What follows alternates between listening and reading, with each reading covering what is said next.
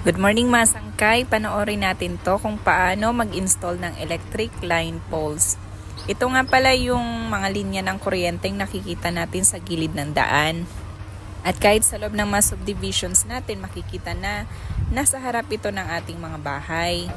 Dito kasi dumadaloy ang kuryente mula sa source ng power natin papunta sa mga sinusuplayang mga komunidad o mga kabahayan.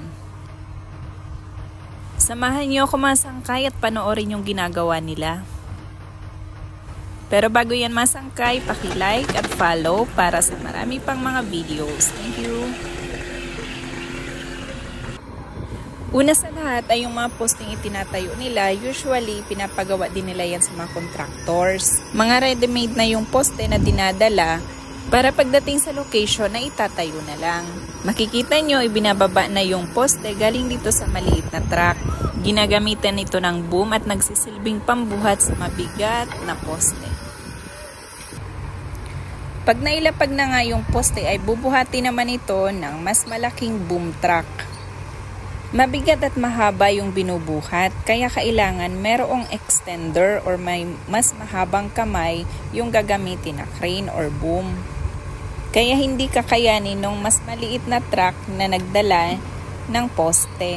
So, kung mapapansin nyo, panibagong contractor na naman at panibagong services ang i-avail nila para naman specific sa installation or pagtatayo na ng poste. Kailangan kasi mga sangkay, akma yung mga equipments na gagamitin. Ito ay para masiguradong safe at successful ang magiging operation. So una ay ang delivery or cargo, pangalawa yung installation naman. Sa ngayon mga sangkay, naka-fix na yung base ng truck. Ibig sabihin, inilabas or inextend na yung paa. Hindi na lang basta gulong yung naka-attach doon sa semento. Meron na din itong mga bakal na nagsisilbing paa ng truck para hindi gumalaw-galaw habang binubuhat yung mabigat na poste.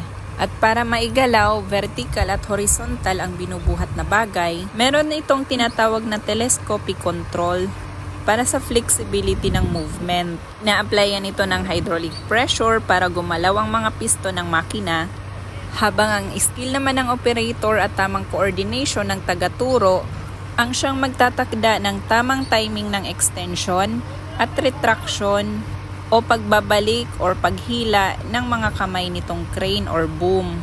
Kaya mga sangkay, hindi biro ang focus at atensyon na kailangang ilaan dito ng mga taong nag-i-install ng electric lines.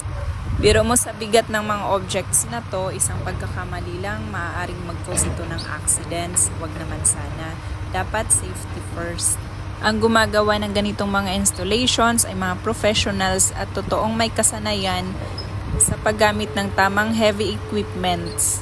At dahil expert na sila sa ganitong klaseng trabaho, madali naman nilang nailapat yung poste. Actually, saglit lang talaga, makita nyo naman sa video. Hindi na rin nahirapan yung mga laborers para sa pagbubuhat. Ang tanging ginawa nila ay yung paghukay ng butas na paglalagyan ng poste, concreting dahil binubuhusan din yung pinaka-base, at yung proper coordination, yung pag-guide sa operator. Hanggang dito na lang mga sangkay. Salamat sa panonood.